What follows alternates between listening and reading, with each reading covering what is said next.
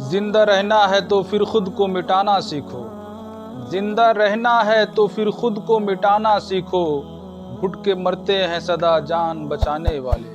السلام علیکم دوستوں، آج میں بات کروں گا ہمارے ملک ہندوستان میں مسلمانوں کے جو حالات ہیں، مسلمانوں کے ساتھ جو برتاؤ کیا جا رہا ہے، جو دوہرے پن کا برتاؤ کیا جا رہا ہے، اس ڈوبتی نیا سے اور ہمارے اس ڈوبتے سفینے سے ہمیں کون بچا سکتا ہے، ہم اس سے کیسے باہر آ سکتے ہیں، اس پر ہم بات کریں گے۔ لیکن اس سے پہلے میری آپ سبھی ساتھیوں سے ایک درخواست ہے کہ آپ ویڈیو کو آخر تک ضرور دیکھیں، اسکپ نہ کریں۔ جب آپ ویڈیو کو آخر تک دیکھیں گے تو بات سمجھ میں آئے گی اور انشاءاللہ تعالی اس کا ہمیں کچھ نہ کچھ حل ضرور ملے گا۔ دوستوں، اس وقت ہندوستان میں مسلمانوں کے جو حالات ہیں، جو دوہرے پن کا برتاؤ کیا جا رہا ہے، اس سے ہمیں خود ہی نکلنا ہے۔ اگر آپ یہ سمجھ رہے ہیں کہ ان پولیٹیکل پارٹیوں کے پیچھے چل کر، ان پولیٹیکل پارٹیوں کی پیروی کر کے، ان پولیٹیکل پارٹیوں کے آئیڈیل پر چل کر ہم اپنی قوم کو ابار سکتے ہیں، قوم کو ترقی دلا سکتے ہیں، تو یہ آپ کی سراسر غلط فہمی ہے۔ ان پولیٹیکل پارٹیوں کے پیچھے چل کر آپ کا ذاتی کچھ فائدہ تو ہو سکتا ہے، آپ کو ذاتی طور پر تو کچھ مل سکتا ہے، لیکن قوم و ملت کا اس کا کوئی فائدہ نہیں۔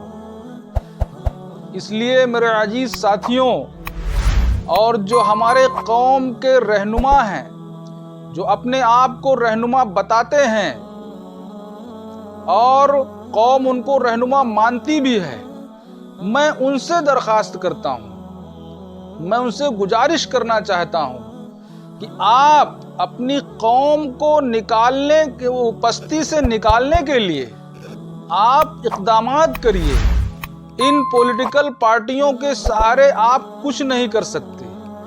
1947 میں جب ہمارا ملک آزاد ہوا، اس کے بعد سے جو بھی حکومتیں بنی، وہ سینٹرل میں رہی ہوں یا اسٹیٹ میں رہی ہوں، ہم نے ان کا بھرپور تعاون کیا، لیکن افسوس کی بات ہے کہ سبھی پولیٹیکل پارٹیوں نے ہمیں استعمال کیا، صرف اور صرف استعمال کیا، اور جب ہم استعمال کے لائق نہیں رہے تو ہمیں دودھ کی مکھی کے طریقے سے نکال دیا۔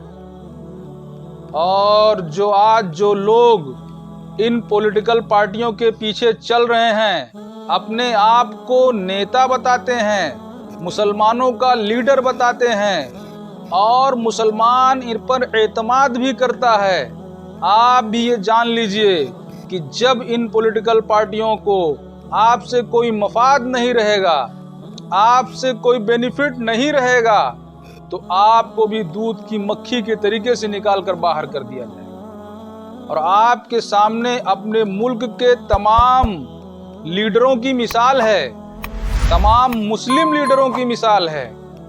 میں نام نہیں لینا چاہتا ہوں، کیونکہ سب کو پتا ہے کس کے ساتھ اس ملک میں کیا ہوا ہے۔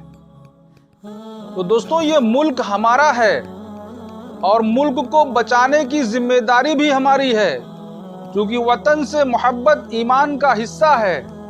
تو آئیے دوستوں، اس ڈوبتی نیا کو کیسے ابارا جائے، اس سے پہلے میں راحت اندوری صاحب کا ایک شعر سنانا چاہتا ہوں آپ کو کہ طوفانوں سے آنکھ ملاؤ، طوفانوں سے آنکھ ملاؤ، چٹانوں پر وار کرو، طوفانوں سے آنکھ ملاؤ، چٹانوں پر وار کرو، ملاحوں کا چکر چھوڑو، تیر کے دریا پار کرو۔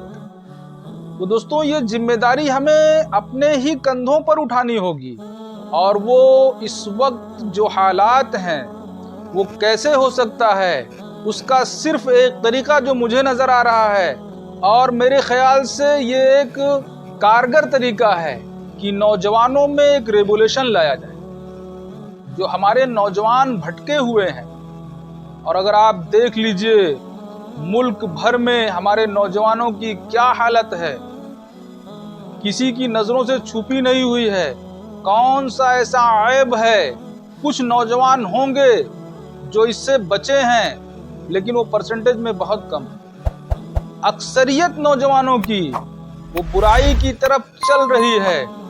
شراب نوشی، جوا خوری اور تمام زناکاری اور تمام طریقے کے گناہ ہمارے نوجوان کر رہے ہیں۔ اور جب نوجوان گناہ کر رہا ہے تو اللہ سے ہم مدد کی امید کیسے رکھ سکتے ہیں؟ اللہ ہماری مدد کیسے کرے گا؟ اور اللہ اس قوم کی مدد نہیں کرتا جو قوم اپنی مدد خود نہیں کرتی۔ تو دوستوں، آج کے اس دور میں، آج کے اس زمانے میں، اور خاص طور سے ہمارے پیارے ملک ہندوستان میں اپنے قوم کے نوجوانوں کو جگانے کی ضرورت ہے۔ اس کے لیے ہمیں زمین پر اترنا پڑے گا، اسٹیجوں سے تقریر کر کے، اسٹیجوں سے موٹیویشنل بھاشن دے کر کے، ہم اسپیچیں دے کر کے کارگر نہیں ہو سکتے، کیونکہ جب اسپیچ دی جاتی ہے، بھاشن دیا جاتا ہے، تقریر کی جاتی ہے، تب کچھ دیر کے لیے تو دل میں جوش و جذبہ پیدا ہوتا ہے، لیکن دوستوں گھنٹے 2 گھنٹے بعد پھر جب وہی ماحول ملتا ہے نوجوانوں کو تو پھر اپنی دنیا میں مست ہو جاتے ہیں۔ اس لیے میں قوم کے رہنماؤں سے، قوم کے لیڈروں سے، قوم کے علماء حضرات سے یہ گزارش کر رہا ہوں کہ آئیے ہم سب ساتھ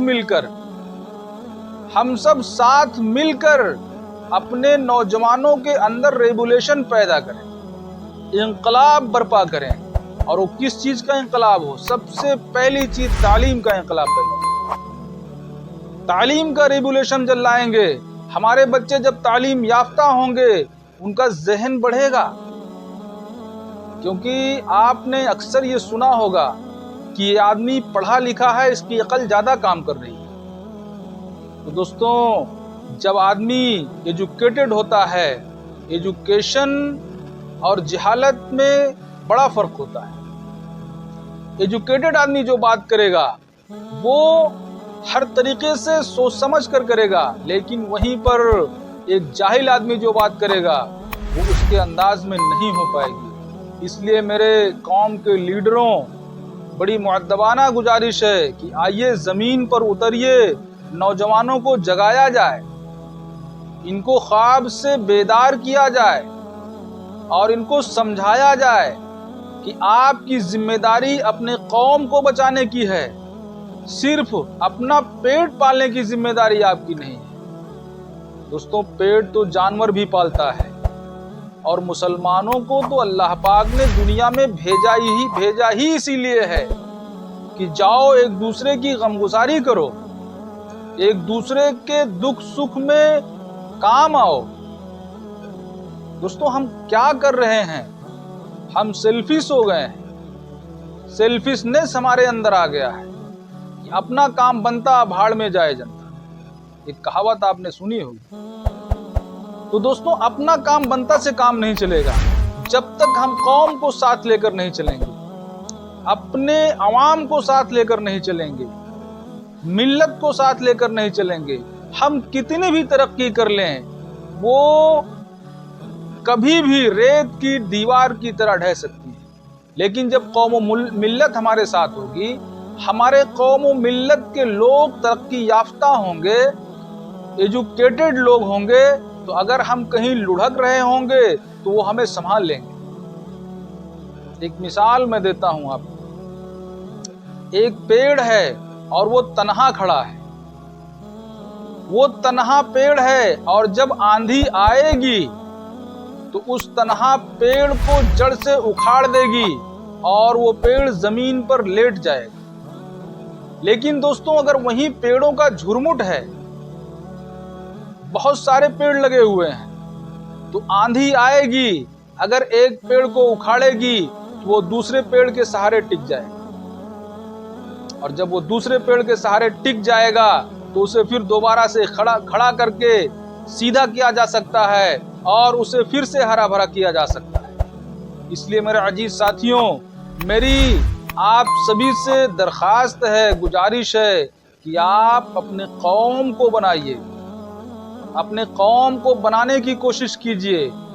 آئیے زمین پر اتر کر نوجوانوں کو سمجھایا جائے، نوجوانوں کو جگایا جائے، نوجوانوں کو بیدار کیا جائے، ان کے اندر اپنے قوم کی ترقی کی محبت پیدا کی جائے، ان کو موٹیویٹ کیا جائے، تب ہماری قوم ترقی کر سکتی ہے۔ دعا فرمائیے اللہ تبارک و تعالی ہم سب کو اس پستی سے نکال کر ترقی کی راہ میں گامزن ہونے کی توفیق عطا فرمائے اور اپنے قوم ملت کی فکر کرنے کی توفیق عطا فرمائے۔ السلام علیکم ورحمۃ اللہ۔